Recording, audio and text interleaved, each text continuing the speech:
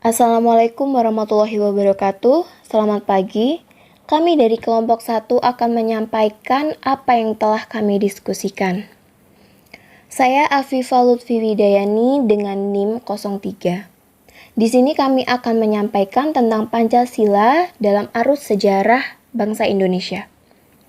Pancasila dijadikan sebagai landasan berdirinya suatu negara. Pancasila juga menjadi acuan berjalannya pemerintahan di negara ini. Hukum-hukum negara juga berpedoman pada nilai-nilai Pancasila.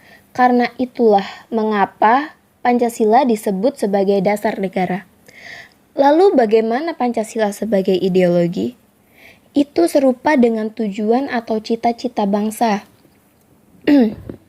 Dalam sejarah bangsa Indonesia, Pancasila adalah penyatu jiwa bangsa Indonesia yang dapat memberikan kekuatan dalam membimbing dan mengajari kehidupan yang lebih baik.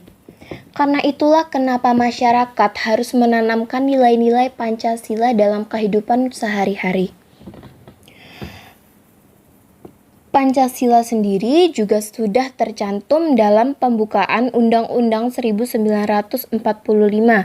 Dalam konsep Pancasila menjadi dasar ataupun ideologi Republik Indonesia ini dapat membantu menguraikan konsep dan urgensi Pancasila dalam arus sejarah bangsa Indonesia. Lalu bagaimana Pancasila dalam kajian sejarah? Sebelum dijelaskan lebih rinci oleh rekan-rekan saya, di sini ada beberapa subbab yang nantinya akan dijelaskan mulai dari menelusuri konsep dan urgensi Pancasila dalam arus sejarah bangsa Indonesia. Lalu selanjutnya alasan yang diperlukan Pancasila dalam kajian sejarah bangsa Indonesia dan sumber-sumber mengenai Pancasila dalam kajian sejarah bangsa Indonesia. Lalu dinamika dan tantangan Pancasila dalam kajian sejarah bangsa Indonesia.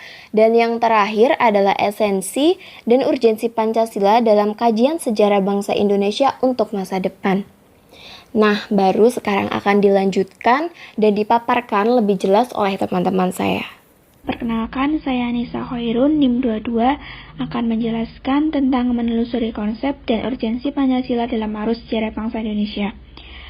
Jadi, Indonesia itu adalah negara yang mempunyai dasar negara yaitu Pancasila. Pancasila sudah ada sejak zaman penjajahan yang berperan penting sebagai pandangan hidup dalam berbangsa dan bernegara. Nah, bagaimana bisa ada Pancasila itu? Ada asal-usulnya, teman-teman.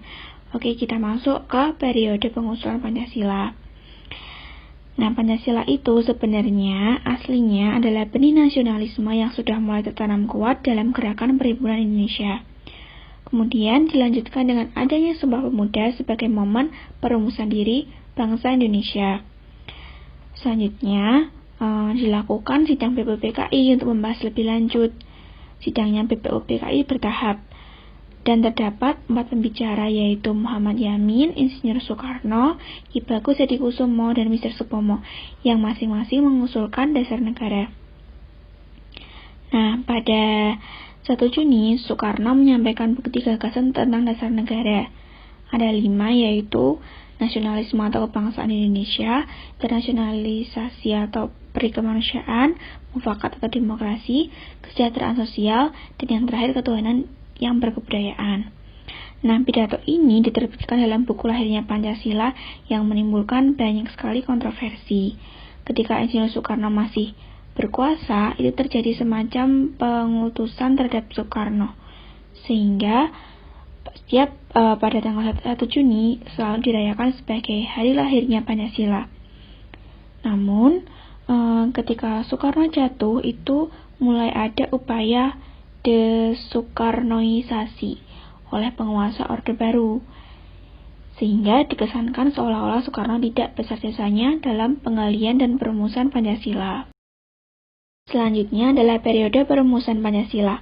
Periode ini dimulai dari sidang BPUPKI tanggal 10 sampai 16 Juli yang membahas disetujuinya naskah awal pembukaan hukum dasar atau yang kita kenal dengan Piagam Jakarta.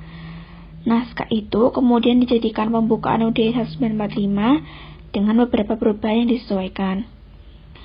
Nah, pada saat tersebut pemerintahan sedang mempersiapkan kemerdekaan menurut skenario Jepang.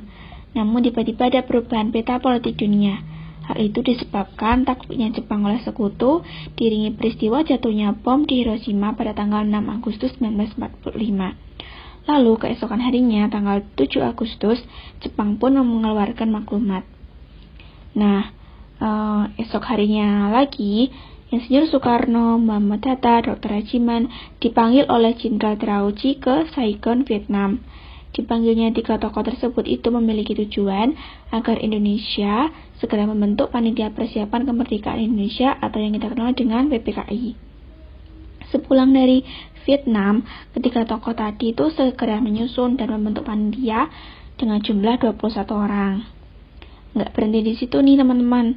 Pada tanggal 9 Agustus 1945, sekutu kembali menjatuhkan bom di Nagasaki yang meluluhlantakkan kota dan Jepang akhirnya semakin lemah. Akhirnya, pada tanggal 14 Agustus 1945, Jepang menyerah kepada sekutu dengan konsekuensi daerah bekas kependudukan Jepang diserahkan kepada sekutu termasuk Indonesia.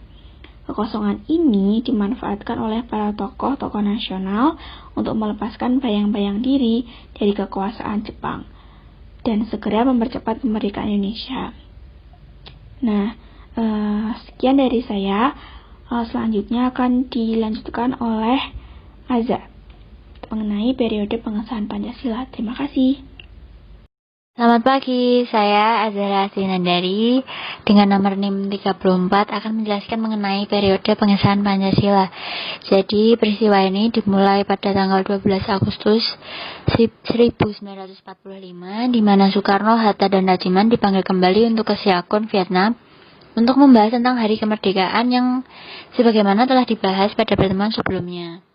Namun, di luar dugaan, ternyata pada tanggal 14 Agustus itu, Jepang menyerah kepada sekutu tanpa syarat. Lalu, keesokan harinya, ketiga tokoh tersebut kembali ke Indonesia. Kedatangan mereka tuh disambut oleh para golongan muda dan golongan tua. Tapi, ada yang beda, yaitu golongan muda tuh ingin dan kekeh untuk segera memproklamasikan kemerdekaan Indonesia. Seperti yang kita tahu, seperti yang kita telah pelajari pada masa-masa sekolah sebelumnya, ada peristiwa Rengas Dengklok di mana terjadi penculikan Soekarno dan kawan-kawan oleh golongan muda dibawa ke Rengas Dengklok dengan tujuan agar mendesak mereka agar segera memproklamasikan kemerdekaan Indonesia.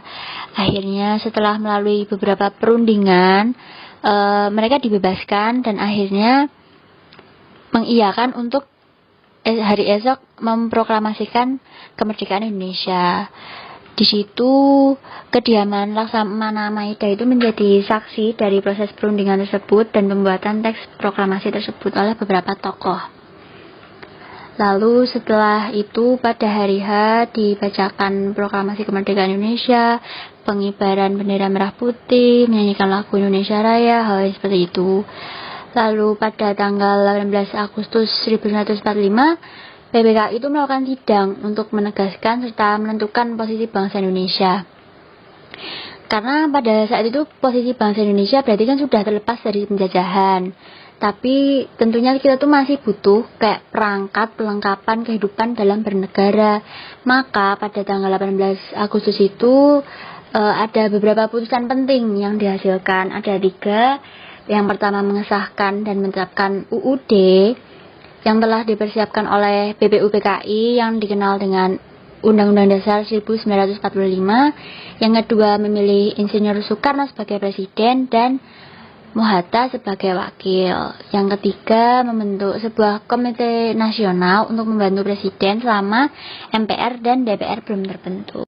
Tentunya setelah adanya proklamasi kemerdekaan Indonesia tersebut diharapkan roda pemerintahan akan berjalan dengan lancar. Namun ternyata kita tetap menghadapi beberapa tantangan, salah satunya yaitu pihak Belanda yang ingin menjajah kembali Indonesia. Tindakan-tindakan yang dilakukan Belanda itu salah satunya adalah agresi selama kurang lebih 4 tahun.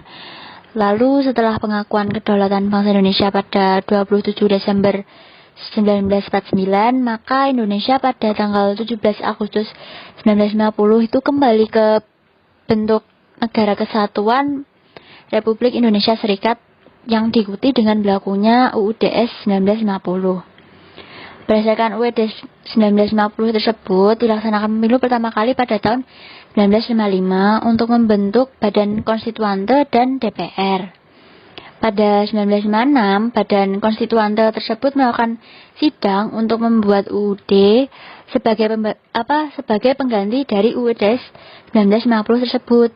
Akan tetapi terlalu banyaknya pasal yang dirumuskan serta walaupun melakukan beberapa cara-cara kayak voting, musyawarah mufakat, tapi itu tetap tidak menemukan jalan keluar gitu. Akhirnya pada tanggal 5 Juli 1959, Presiden Soekarno tuh mengambil langkah darurat dengan mengeluarkan dekret presiden. Diharapkan pelaksanaan sistem pemerintahan negara akan kembali didasarkan pada UUD 1945. Nah, isinya dekret presiden itu apa aja sih? Jadi ada 3. Yang pertama tuh penulisan Pancasila sebagaimana termaktub dalam pembukaan UUD 1945. Yang kedua, penyelenggaraan negara seharusnya dilaksanakan sebagai mana amanat batang tubuh UUD 1945. Yang ketiga, segera membentuk MPRS dan DPAS. Nah, sesudah dari dikeluarkan dekret presiden tersebut, tetap terjadi beberapa penyelewengan terhadap UUD 1945. Salah satunya itu Presiden Soekarno diangkat sebagai presiden seumur hidup, serta Presiden Soekarno berada pada puncak piramida tertinggi, posisi tertinggi. Nah, hal ini tuh menyebabkan banyak sekali perlawanan atau intrik politik dan perebutan pengaruh berbagai pihak dengan berbagai cara. Nah, salah satunya dampaknya itu adalah penculikan dan pembunuhan sejumlah perwira Angkatan Darat yang dikenal dengan G30 SPKI. Peristiwa ini tuh menjadi peralihan kekuasaan dari Soekarno ke Soeharto, diiringi dengan terbitnya surat perintah dari Presiden atau yang dikenal dengan Super Semar, yang intinya itu agar Soeharto mengambil langkah-langkah pengamanan untuk menyelamatkan keadaan pada masa itu. Super Semar tersebut diperkuat dengan TAP nomor 9 MPRS 1966 pada 21 Juni 1966. Nah, dengan demikian tuh status dari Super Semar sendiri itu jadi berubah-ubah. Awal mulanya hanya sebuah perintah presiden, kemudian menjadi ketetapan MPRS, di mana artinya itu berarti yang memerintah negara itu bukan lagi presiden tapi MPRS gitu. Lalu pada tanggal 5 Juni 1966 ada TAP MPRS baru yang berisi tentang pengangkatan Soekarno sebagai presiden seumur hidup. Setelah itu, tibalah di mana masa Soeharto itu menjadi presiden. Dia mengeluarkan banyak seperti peraturan atau ketetapan baru. Saya memberi contoh 6, ada Inpres nomor 12/1968 itu tentang penulisan dan pembacaan sesuai yang tercantum dalam UUD 1945. Yang kedua ada usulan tentang penyebarluasan P4, pedoman penghayatan dan pengamalan Pancasila.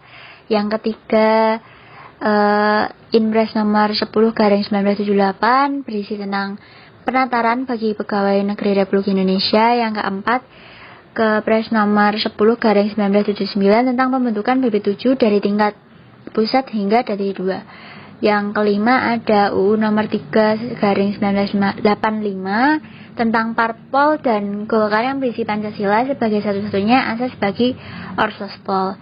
Yang keenam terakhir ada UU nomor 8/1985 mengenai Ormas. Saya Karissa Lasita Hayo, nomor NIM G 01200039 akan menjelaskan tentang alasan diperlukannya Pancasila dalam kajian sejarah bangsa Indonesia. Yang pertama, Pancasila sebagai identitas bangsa Indonesia. Kita mengetahui bahwa setiap bangsa memiliki identitas yang sesuai dengan latar belakang budaya masing-masing.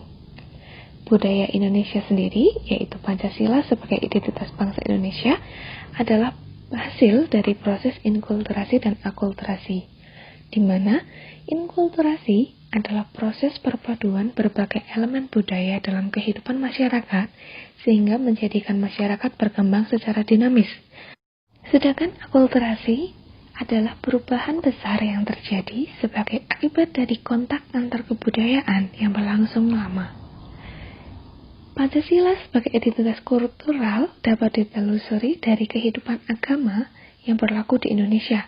Peran agama-agama yang ada di Indonesia dan keberagaman budaya tersebut adalah suatu penyumbang dan penyempurna konstruksi nilai-nilai, tradisi-tradisi, dan kebiasaan-kebiasaan yang ada di Indonesia.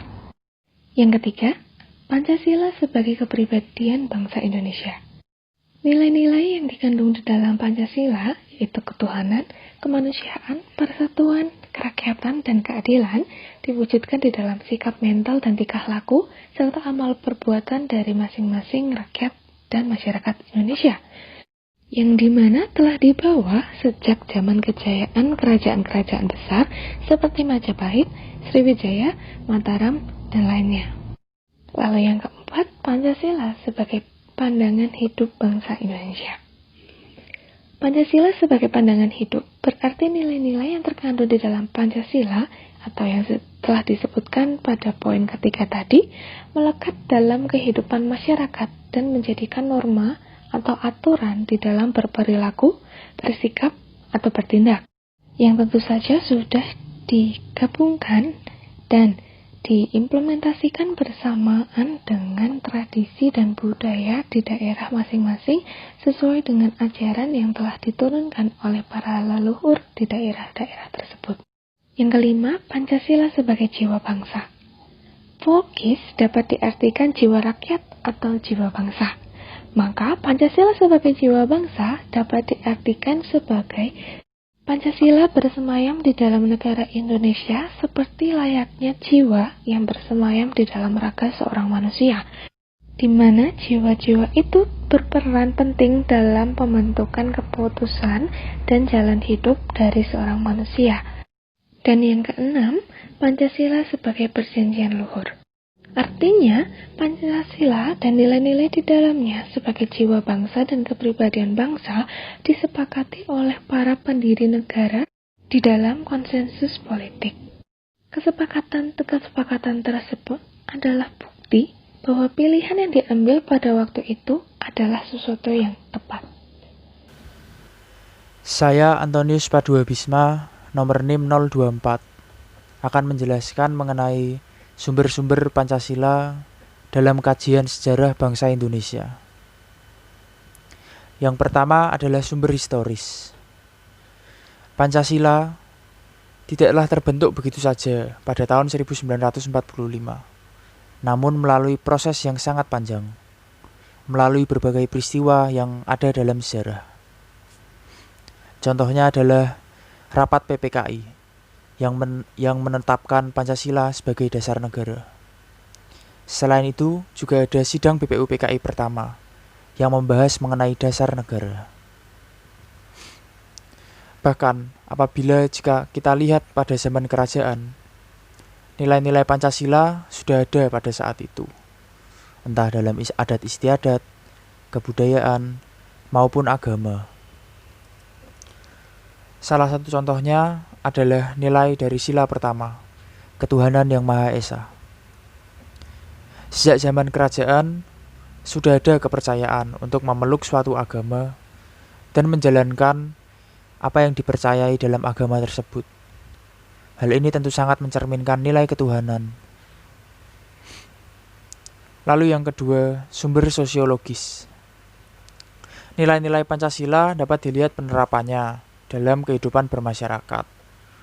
Nilai-nilai ini tercermin dalam adat dan budaya masyarakat, berbagai kebiasaan dan interaksi sosial.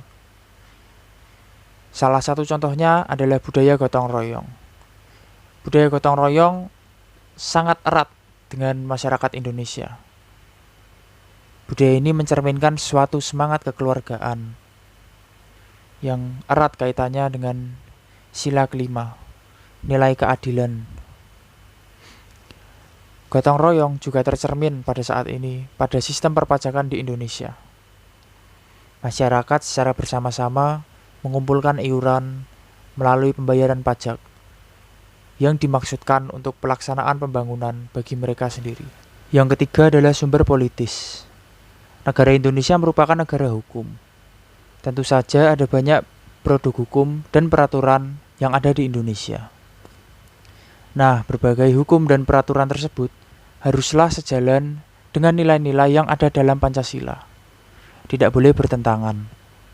Hal ini karena Pancasila merupakan sumber dari segala sumber hukum. Begitu pula dengan kehidupan berpolitik yang ada di Indonesia. Pemerintahan harus berjalan secara ideal. Yang dimaksud adalah berjalan sesuai dengan nilai-nilai yang ada dalam Pancasila. Tidak hanya urusan dalam negeri, namun juga urusan luar negeri, dalam hal mengatur hubungan dengan bangsa lain. Oke, perkenalkan nama saya Askia Fairuz Syarifah, NIM saya G0120032. Di sini saya ingin menjelaskan mengenai dinamika dan tantangan Pancasila dalam kajian sejarah bangsa Indonesia. Yang pertama ada dinamika Pancasila. Dinamika Pancasila dalam sejarah bangsa Indonesia memperlihatkan adanya pasang surut dalam pemahaman dan pelaksanaan nilai-nilai Pancasila. Misalnya, pada masa pemerintahan Presiden Soekarno, Nasakom lebih populer daripada Pancasila. Lalu, pada zaman pemerintahan Presiden Soeharto, Pancasila dijadikan pembenar kekuasaan melalui penataran P4 atau pedoman penghayatan dan pengalaman Pancasila. Sehingga setelah turunnya Soeharto, ada kalangan yang mengidentikan Pancasila dengan P4. Lalu contoh lain, pada masa pemerintahan era reformasi, ada kecenderungan para penguasa tidak menghormati Pancasila, seolah-olah Pancasila ditinggalkan. Lalu lanjut yang kedua, ada tantangan terhadap Pancasila. Salah satu tantangan terhadap Pancasila dalam kehidupan berbangsa dan bernegara adalah nilai-nilai Pancasila yang tidak diterapkan dalam kehidupan berbangsa dan bernegara. Contohnya, pengangkatan presiden seumur hidup oleh MPRS dalam TAP nomor 3 MPRS tahun 1960 tentang pengangkatan Soekarno sebagai presiden seumur hidup. Nah, hal tersebut bertentangan dengan pasal 7 UUD 1945 yang menyatakan bahwa presiden dan wakil presiden memangku jabatan selama 5 tahun. Sesudahnya dapat dipilih kembali. Pasal ini menunjukkan bahwa pengangkatan presiden seharusnya dilakukan secara periodik dan ada batas waktu 5 tahun. Oke, lanjut. Yang kelima atau yang E, ada esensi dan urgensi Pancasila dalam kajian sejarah bangsa Indonesia untuk masa depan. Yang pertama ada esensi Pancasila dalam kajian sejarah bangsa. Pancasila dapat dikatakan sebagai dasar filsafat negara atau filosofis Grand Slate dan pandangan hidup bangsa atau Weltanschauung. Maaf kalau pengucapannya salah. Nilai-nilai Pancasila merupakan dasar atau sumber dari segala produk hukum yang ada di Indonesia. Nah, hal ini berarti mengartikan hukum yang ada di Indonesia harus sesuai dengan nilai-nilai Pancasila.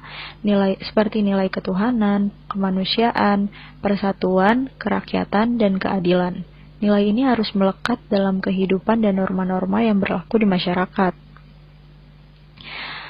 Lalu selanjutnya yang kedua, ada urgensi Pancasila dalam kajian sejarah bangsa.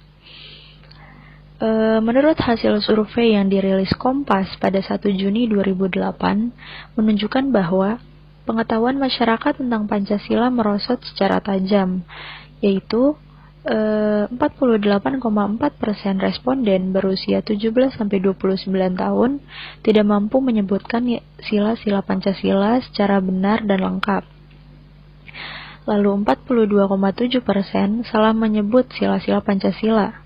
Dan yang lebih parah lagi, 60% responden berusia 46 tahun ke atas salah menyebutkan sila-sila Pancasila. Nah, fenomena tersebut sangat memprihatinkan karena menunjukkan bahwa pengetahuan tentang Pancasila yang ada di masyarakat tidak sebanding dengan semangat penerimaan masyarakat terhadap Pancasila. Urgensi Pancasila dalam sejarah bangsa Indonesia itu disebabkan karena adanya pengidentikan Pancasila dengan ideologi lain, lalu penyalahgunaan Pancasila sebagai alat justifikasi kekuasaan rezim tertentu, serta melemahnya pemahaman dan pelaksanaan nilai Pancasila dalam kehidupan berbangsa dan bernegara. Jadi kesimpulannya adalah Pancasila sebagai ideologi maupun sebagai dasar negara dalam kurun waktu kurang lebih 75 tahun ini yang juga menjadi pilar dalam berdemokrasi ternyata memiliki rupa yang berbeda seiring dengan berjalannya waktu, seiring dengan perubahan wajah perpolitikan di negeri ini. Ini merupakan pertanda bahwa bangsa ini sedang belajar untuk mencari format yang lebih tepat dalam berdemokrasi. Tentu saja yang sesuai dengan jiwa Pancasila. Berbagai fungsi Pancasila, semua itu diperuntukkan agar nilai-nilai, norma-norma yang terkandung dalam Pancasila dapat melekat dalam kehidupan masyarakat, dapat menjadi landasan atau aturan dalam berperilaku, dalam bersikap maupun bertindak, serta juga menjadikan tatanan negara Indonesia ini semakin baik, maju, dan semakin taat pada aturan. Jadi mungkin itu saja yang dapat kami sampaikan. Saya yakin semuanya apa yang kami sampaikan itu bermanfaat untuk teman-teman sekalian selama teman-teman sekalian memperhatikan. Sekian dan terima kasih.